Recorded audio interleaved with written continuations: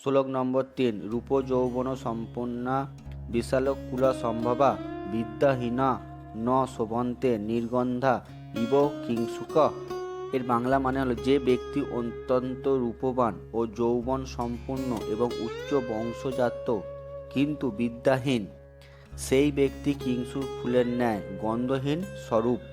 ব্যাখ্যামূলক আলোচনা, অর্থাৎ কোনো ব্যক্তি যদি অত্যন্ত রূপবান এবং সুন্দর যৌবন অধিকারী এবং উচ্চ বংশে জন্মগ্রহণ করে কিন্তু বিদ্যাহীন হয়, সেই রকম মানুষ সমাজ সংসারের কোনো দাম থাকে না।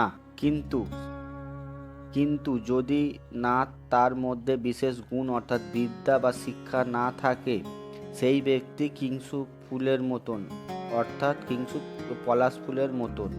জ্ঞান না থাকলে মানুষের মনে তার জন্য কোনো জায়গা তৈরি করতে পারে না। যেমনভাবে পলাশ ফুল মানুষের তার রঙের জন্য দেখে, কিন্তু পলাশ ফুলের কোনো গন্ধ না থাকায় পুজোর উপকরণ হতে পারে না। মূর্খ ব্যক্তিও সেইভাবে সমাজের কোনো সুকর্মে লাগতে পারে না বলে মানুষের মনে স্থান করতে পারে না।